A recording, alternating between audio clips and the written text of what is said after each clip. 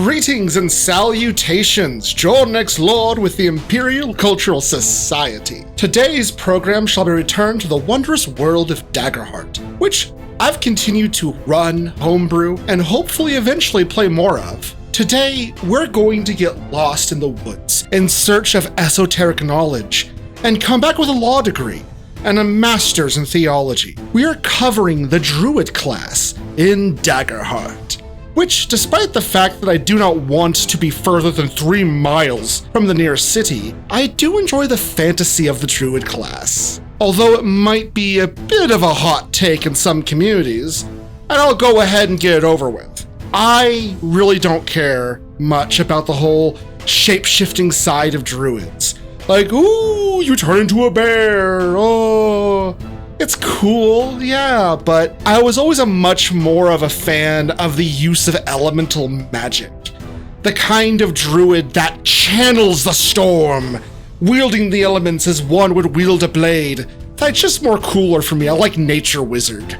However, I will admit that Daggerheart does it better. It has my favorite interpretation of the shape-shifting mechanics, and it's kind of turned me around on the idea, and I will be going over that later in this video. Let's go ahead and set the scene, because I want to make certain we get everything ready here. Let's take this presentation to the forest. Computer! Activate immersive environment holo program, touch grass. There we go. Breathe in that artificial air. Don't worry, we're still on the station. Just wanted to set the mood properly, for today's topic. Now, let us discuss the history of the Druid.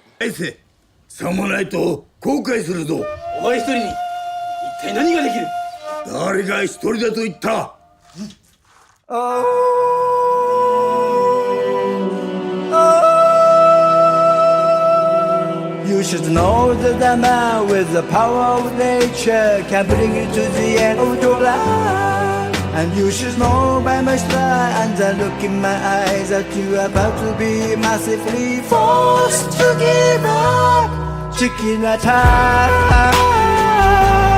The Druid, much like our last presentation on Daggerheart, has deep roots in history. Pun very much intended, by the way.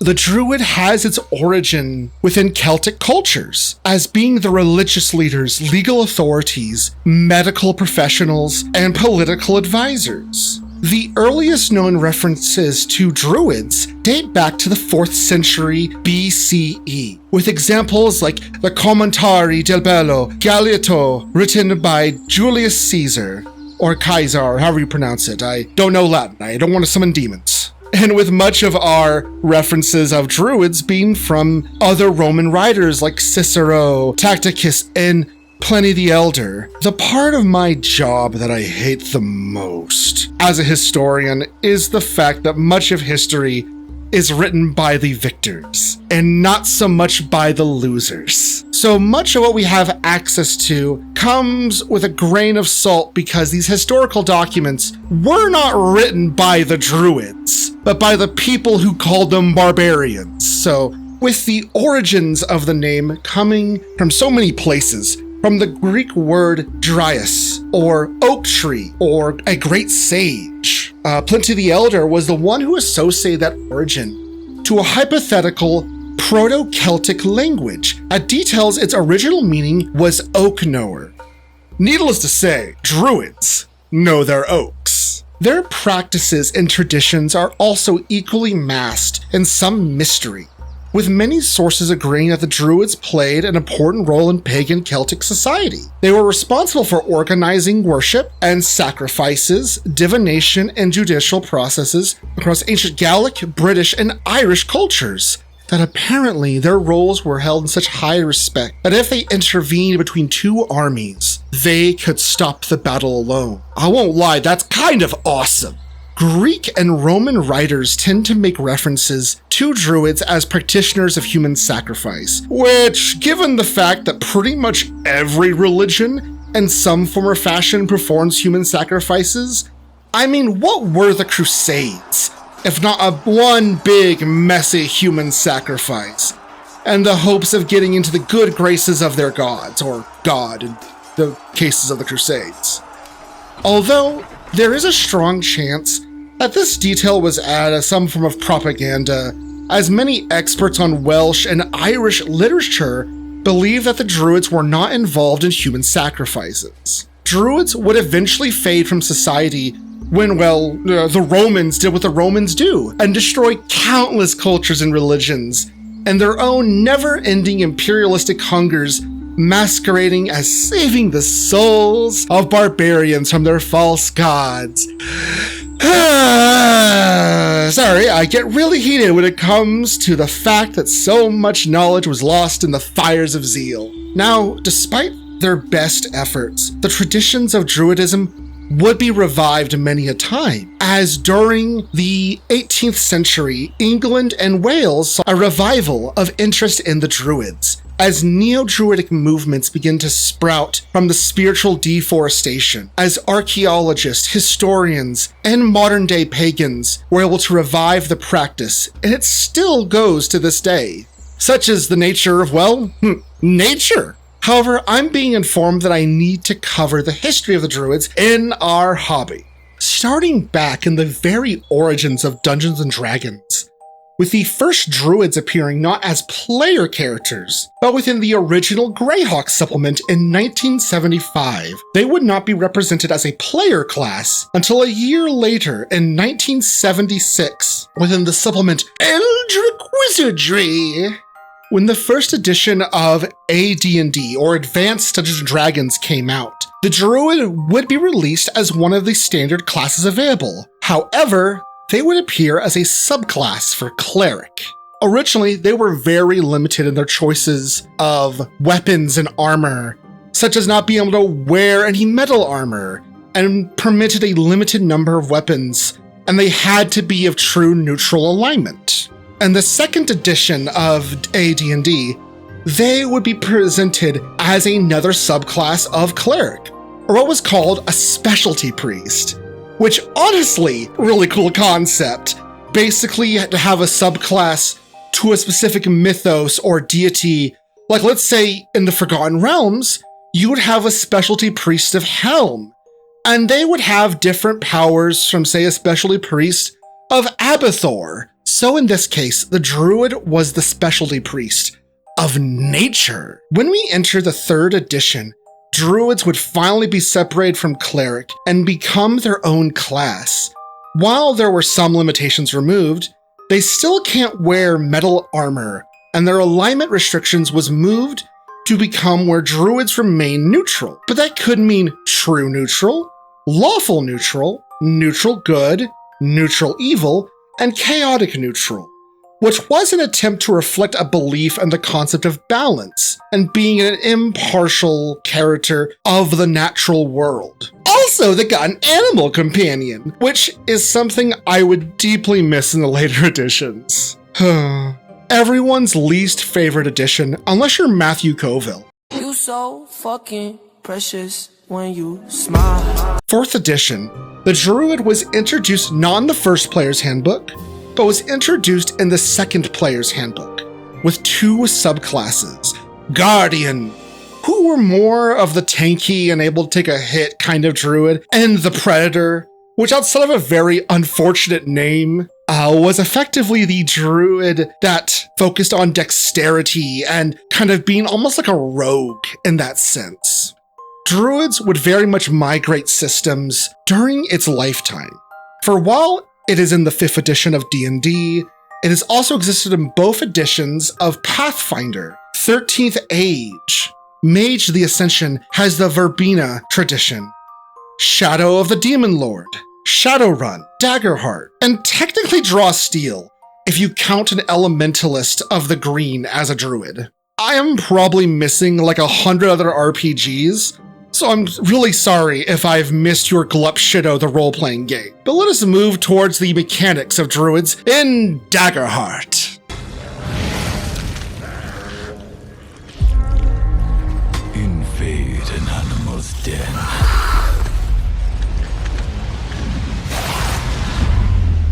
And going to get bit. Animals don't worry about why you're in their home. They just want you gone. Many see druids as simply an occupation, but it's much more than that. It's a calling. It is when you cannot help but hear the great wisdom of the wise tree. When you touch grass so much that it starts to grant you superpowers, or you identify as an animorph. There are so many paths to being a druid as there are trees in a forest, grains of sand in the desert, and you get the picture. As a druid, you are a master of primal magic, able to transform into beasts, call upon the elements, heal allies, and remind those who seek to mess with nature that you speak for the trees, and you will break their knees. Like every class in Daggerheart, Druid is made up of two domains. The domain of Arcana and Sage. Arcana, the domain of innate magic.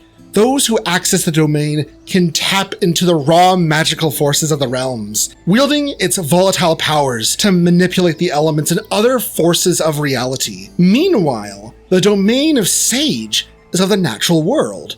Those able to tap into the domain of Sage can channel all of the beauty and danger of nature itself, unleashing the fury of the earth, granting them the ferocity of an apex predator one moment and the vitality of a blooming flower the next.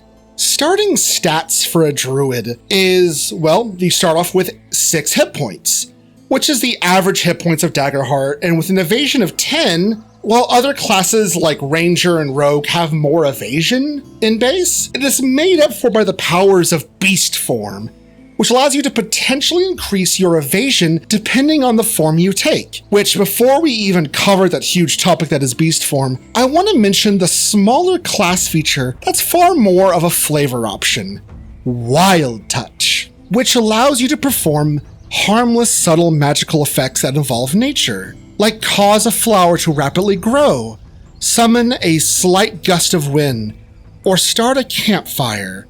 You can do this at will and as many times as you want. Beast Form is such a huge feature that there are 4 entire pages dedicated to it, compared to the 2 pages that nearly every other class has, with power levels determined by tier of play, but each of these entries can be broken down to the following: creature category, character trait, attack rolls, evasion, advantages, and features. Here's some of my favorite from each tier. Household Friend, which include examples like cat, dog, rabbit, etc. You get a +1 to your instinct, and a +2 to your evasion. Your melee becomes instinct, a d6 physical, and you gain advantage on climb, locate, and protect. You get the feature of companion. When you help an ally, you roll a d8 as your advantage die. And fragile, which is when you take major or greater damage, you drop out of beast form. Then I have to mention Aquatic Scout, because nothing's funnier to me than, "Oh, you surrounded me, but have you considered I become fish?" Your examples include eel, fish, octopus, etc. You get a +1 to agility and a +2 to evasion. Your melee is agility, a d4 physical, so not a whole lot of damage, but why are you doing damage as a fish? You gain advantage on navigate, sneak, and swim. Aquatic, you can breathe and move naturally underwater, which, man, I'm so glad you have that. I'd hate to have my rainbow trout fucking drown. And you have the fragile trait, as per the household friend as well. Now let's show into some tier 2, where it gets a little spicy. Armored Sentry. Examples being armadillo, pangolin, and turtle, as well as etc. Etc can apparently be everything, so just turn into that. I know what it means, by the way, internet. I'm just making a joke. You get a +1 to your strength and a +1 to evasion. You get a melee attack that is strength, d8 +2 physical. You gain advantage on dig, locate, and protect. Your first ability, which is neat, is Armored Shell. Your hardened exterior gives you resistance to physical damage. Additionally, mark an armor slot to retract into your shell. While in your shell, physical damage is reduced by a number equal to your armor score after applying resistance, but you cannot perform any other actions without leaving this, which it makes sense, you're turtle, hunker down. Which the fact that you already get resistance, which is half damage, and you get reduce it by your armor, that's wild. But that's not the feature that's the most fun. I discovered this feature in one of my games I ran, and I saw it, I was like, I think druids are pretty cool actually, and that's Cannonball. Mark a stress to allow an ally to throw or launch you at an adversary. To do so, the ally makes an attack roll using strength or agility, their choice, against a target within close range. On a success, the adversary takes d12 plus 2 physical damage, using the thrower's proficiency. You can spend a hope to target an additional adversary within very close range of the first. The second target takes half the damage dealt to the first target. Regardless, you're still throwing someone like they're Sonic the Hedgehog, and they can bounce off people. That's just cool! Now, my next one I'm going to mention is the Striking Serpent, which includes examples like Cobra, Rattlesnake, Viper, and etc. You get a +1 to Finesse, and a +2 to Evasion. You get a very close attack that is Finesse of a d8 +4 physical. You gain advantage on Climb, Deceive, and Sprint. I don't know how snakes are deceptive, but I guess they are. Cool. You get Venomous Strike. Make an attack against any number of target within close range. On a success, a target is temporarily poisoned. A poisoned creature takes 1d10 direct physical damage each time they act. In case you don't know what direct damage means, it means they cannot reduce it with any armor or any other ability, which given you're using this on enemies, they don't really use armor, so it's still cool though. But also, you get Warning Hiss. Mark a stress to force any number of targets within melee range to move back to very close range. I guess, I too would want to move away from a fucking snake. Yeah, if I saw a snake hissing at me, I'm like, oh, I'm gonna get away from that. Tier 3. Starting off with Legendary Hybrid. This includes examples like griffins or sphinxes. You get a +2 to strength and a +3 to evasion, which the evasion alone is wild. You get a melee attack that is a d10 +8 physical. And you get what is known as hybrid features. To transform into this creature, mark an additional stress. Choose any 2 beast form options from tiers 1 and 2, choose a total of 4 advantages and 2 features from those options. So basically, they did kind of creatively, you effectively can mix and match different beast forms and to create some new weird hybrid. And that's just neat. I like that. But also at tier 3, we get the Aquatic Predator, which includes examples like dolphins, the real predators, orcas, only predators if you make $1 billion, and sharks, who I love with all my heart and will continue to fight against Big Dolphin for making the shark, humble, good boy, seem like a predator, because dolphins are assholes. You get a +2 bonus to agility, a bonus 4 to evasion, a melee agility attack that's a d10 +6 physical damage. You gain advantage on attack, swim, and track, which, yeah, makes sense. You're good at swimming and attacking. You're a shark. You get aquatic, which, self-explanatory, and vicious maul. When you succeed on an attack against a target, you can spend a hope to make them vulnerable and gain a +1 bonus to your proficiency for this attack. So you get to deal an additional dice of damage and make them vulnerable. I love it. Finally, at tier 4, you get Massive Behemoth, which includes Elephant, Mammoth, Rhinoceros, which gives you a +3 to strength and a +1 to evasion. A melee strength attack of d12 +12 physical damage, and advantage on locate, protect, scare, and sprint. You get the carrier option, which allows you to carry up to 4 willing allies with you when you move. Demolish allows you to spend a hope to move up to far range in a straight line and make an attack against all targets within melee range of that line.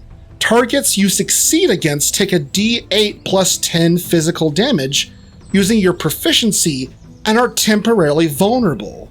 Undaunted, get a +2 bonus to all your damage thresholds. And finally, Mythic Aerial Hunter. Examples including dragons, pterodactyls, rocks, the giant bird, which are the giant birds, wyverns, etc. A +3 finesse and a +4 evasion. A melee finesse attack of a d10 + 11 physical. You gain advantage on attack, deceive, locate, and navigate. I don't know how dragons and wyverns and pterodactyls are deceptive, but cool. Carrier. You can carry up to 3 willing allies with you when you move. And finally, Deadly Raptor.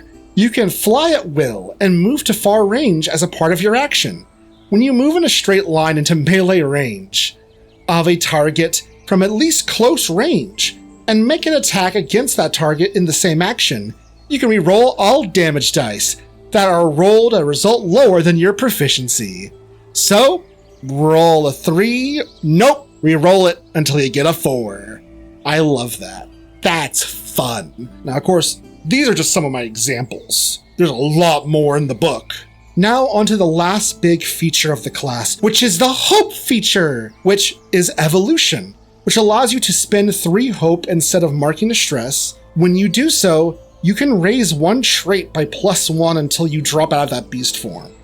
So basically, through the powers of Charles Darwin, you can make your beast form even stronger! Now, let's go into subclasses. Water, earth, fire, air.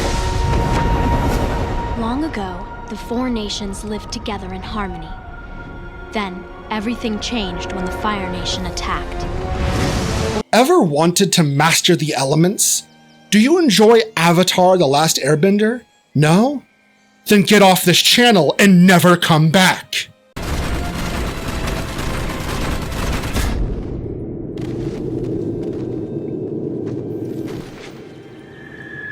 To the rest of you who are here, good. We here at the Imperial Cultural Society have to have some sort of standard. So back to the subclass. Your spellcast trait is Instinct, as you must understand the elements on an instinctual level. A foundation of becoming the Avatar, I mean a Warden of the elements. You can channel the elements of fire, earth, water, and air, marking a stress to gain the channeling condition, which provides a bonus until you take severe damage or your next rest. Fire! You're on fire! But it's only a problem for the enemies that touch you, as when an adversary is within melee range and they deal damage to you, they take a d10 of magic damage. Earth! You're rock hard! And that full body erection gives you a bonus to your damage thresholds equal to your proficiency. Water. You are now entering the splash zone, as when you deal damage to an adversary within melee range, much like the days of yore when as a child you would splash others in the pool, you would cause all foes within close range to mark a stress. Air. Ground is for peasants. In a world where it's drip or drown, you float, gaining advantage on agility rolls. When you specialize in elemental studies, you have mastered the secret 5th element of aura farming, which allows you, while channeling an element, you acquire an elemental aura. This aura affects targets within close range until the channeling ends. Fire.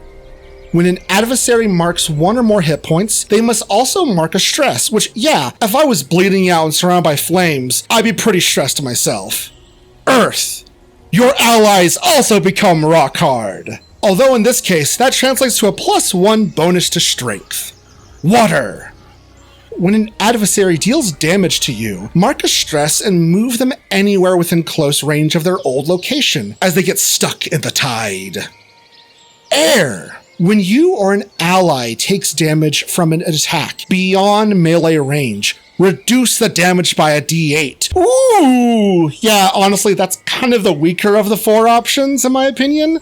But I could be very much wrong in that those like very niche moments where a reduction of damage could be the difference between a major and a severe, and the difference between your character still alive or you're making a death move. But finally, as you master the 4 elements and become the Avatar, you gain dominion over the elements, allowing you, while channeling, gain the following benefits. Fire. You gain a +1 bonus to your proficiency for attacks and spells that deal damage. So basically, you become your own Sozin's Comet. Which I'm so glad that I got rid of all the non-Avatar watchers here. They wouldn't have got that joke. Earth.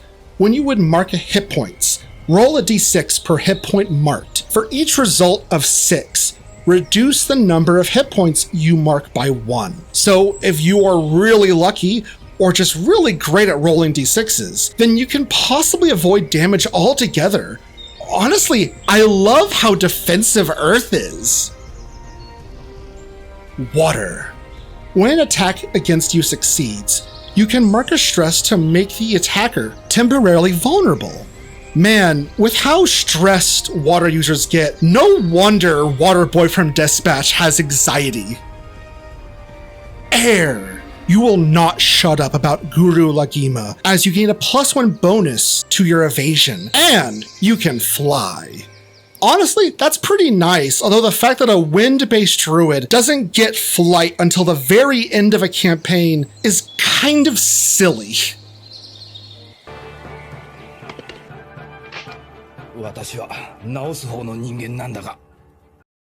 So, for those who are just listening to this presentation, I do want to provide some more context. Unfortunately, Druidic being such a secretive language, we could not find a dub for this transition. So, translated, what was said was effectively, I am a healer, but, as they pull out a gun. Now, back to the presentation. Do you love healing, but you do not like the Splendor domain? Or do you believe in recycling and want to be Captain Planet? Then this is the archetype for you. Your spellcast trait is Instinct, because in order to be able to heal nature, you must first be able to take a moment to breathe and smell the flowers. When you begin learning the fundamentals of Druid Medical School, you acquire the following abilities. Clarity of Nature. Once per long rest, you can turn on some lo-fi beats to chill and study to, and begin the blunt rotation. When you spend a few moments resting in the space, you can clear a number of stress equal to your instinct. You can distribute the amount between you and your allies. Regeneration. You can touch a creature and spend 3 hope. That creature clears 1d4 hit points, which, hey! 1d4 is equal to a healing potion, and when 3 to 4 hit points mean a lot, the potential for massive heals is great. I love gambling. Finally, earning your doctorate in Druidic healing, you acquire the following abilities. Regenerative Reach. Now you can do regeneration within very close range. Ooh, fancy. Yeah, it's okay, just not great. Warden's Protection. Once per long rest, you can spend 2 hope to clear 2 hit points on d4 allies within close range. Honestly, I love group healing, and as a support main, I have no notes outside of being slightly relieved that I took my Warden of Renewal Druid out to the shed. Finally, when you become a master of Druidic healing, not only can you summon Captain Planet, but you gain the following feature. Defender. Your beast form suddenly transforms into a healing spirit animal. While within beast form, and an ally within close range marks 2 or more hit points, you can mark a stress to reduce the number of hit points they mark by 1. Honestly, that's just super helpful. No notes.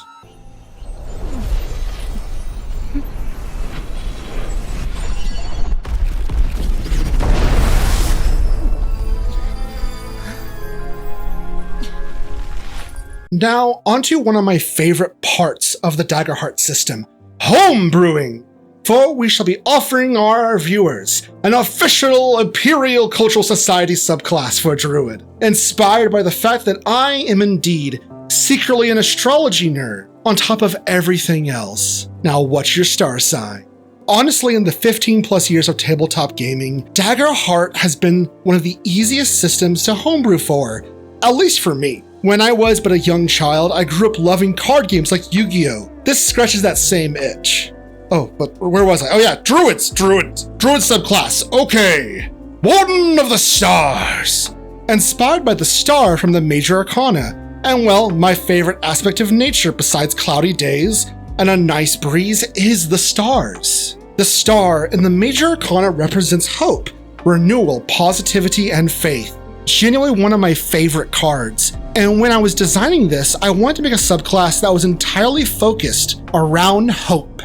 When you first look up your star sign and begin the fundamental steps towards becoming an astrology girly, the first ability you get is Gaze into Hope, which was very much inspired, and by inspired I mean I just took the Warden of Renewal feature and made it about hope instead of stress. Star Touched is entirely because I wanted to give something neat for beast form, and do not see any way for a beast form to deal magic damage. So yeah, just the flavor alone, like potentially reflavoring your beast form to be the star signs of your world made manifest, shit, it's just cool. After specializing and protecting the stars from, I guess, yellow light pollution? I don't know, but the stars are grateful and decide to teach you their ways. You gain the following features. Guiding Star. You can spend a hope on a successful attack to make the target starstruck. While they're under the starstruck condition, they're considered temporarily vulnerable. However, it can only be removed by spending 2 fear instead of 1 fear. This is meant to act as a fear tax for GMs. Then comes, honestly, one of my favorite features of the subclass, which is Wellspring of Hope, allowing you, when you spend a hope, roll a d6. On a result of 5 or higher, you regain spent hope. I was given the advice to turn this to a roll of 6 instead, but I wanted to give it some playtesting before I make that decision. Ultimately, I want to reward spending your hope, since with this feature, there is a 30% chance of getting it back. And yes, it is for every hope you spend. So if you spend multiple hope, you roll multiple times. Why? Because I want players to roll more dice, because rolling dice is fun. Finally, your understanding of the stars have reached its apex as you become a master warden of the stars, entering their call and likely upon demise, joining the constellations above. But until then, you are granted the power of Become the Star, which buffs your Gaze into Hope feature to become twice your instinct instead of just your instinct, and once per long rest to represent the renewal and rebirth of the star. When you mark your last hit point, you can spend a number of hope and clear a hit point for each hope you spent. Fundamentally, yes, a lot of these powers can be super powerful, especially in a vacuum, but with the consideration that many abilities can reduce hope or otherwise the constant reminder of a hope tax, the Warden of the Stars is meant to effectively act as a sustained hope generator. Now, with mechanics done, let us move over to what concepts a Druid in the officially released campaign frames. I'm so sorry, Hope and Fear, you're not out yet, and I don't want to do a total of 20 concepts yet. 12 is enough.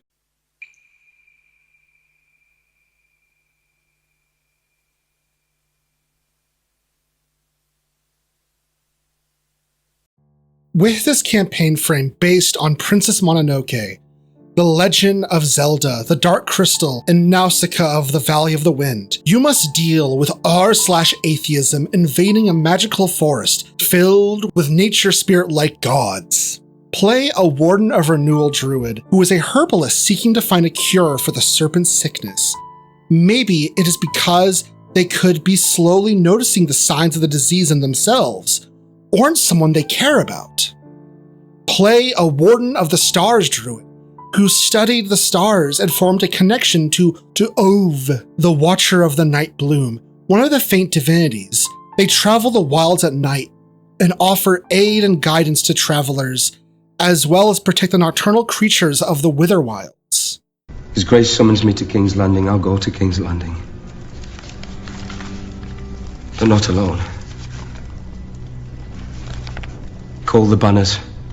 Within this campaign frame, based on A Song of Ice and Fire, with hopefully less incest, Eberron rising from the last war, Court of Blades, and Dragon Age Inquisition, you are living in the aftermath of a brutal and long war. That while peace was achieved, it is fragile, and there's so many seeking to raise their banners to battle once again. Play a Warden of the Elements Druid, who is actually a Polaris weather mage, who developed magical technology that allows control over the weather. However, it could be they need a rare resource to power their device, or seek patronage to build one large enough to affect a region. They end up within the party. Play a Warden of Renewal Druid, who is actually a noble from Voldane that maintains one of the royal trees, tasked with maintaining their ancestral land and keeping track and mending family trees, both figuratively and literal. Perhaps they are traveling with a long-lost noble seeking to restore their noble house or establish a new branch of their own. We can make bread! Daddy! Wait, give it to me! Come on! I can make bread with it! Bread! Bread! Bread! Bread! Bread!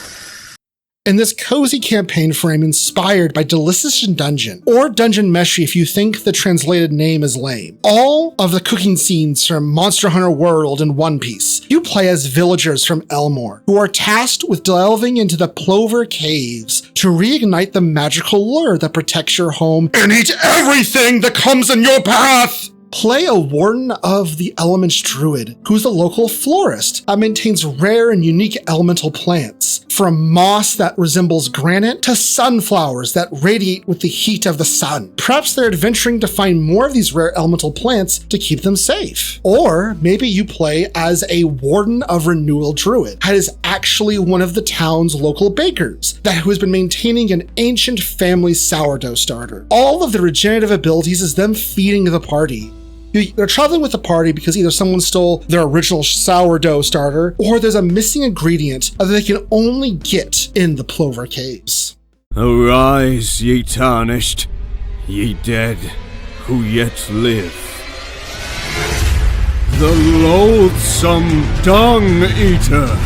In this dark fantasy campaign frame inspired by such hopeful and optimistic worlds like Dark Souls, Berserk, and Blasphemous, you live as one of the enduring, those left behind by the gods who fled after an event known as the Apostasy, forced to survive in a world where a dangerous soul blight known as the Umbra threatens every life.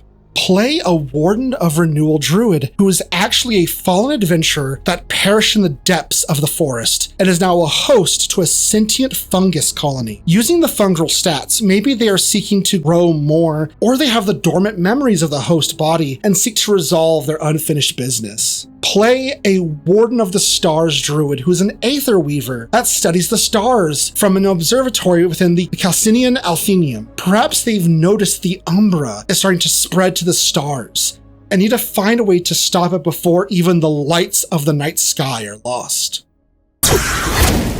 Fuck! That's a laser raptor. I thought they went extinct thousands of years ago. What year is this? It's the Viking Age. That explains the laser raptor. In this post-apocalyptic campaign frame where magic is technology left behind by a long-fallen civilization, similar to universes like Horizon Zero Dawn, Mortal Engines, Mad Max Fury Road, and Slug Blaster.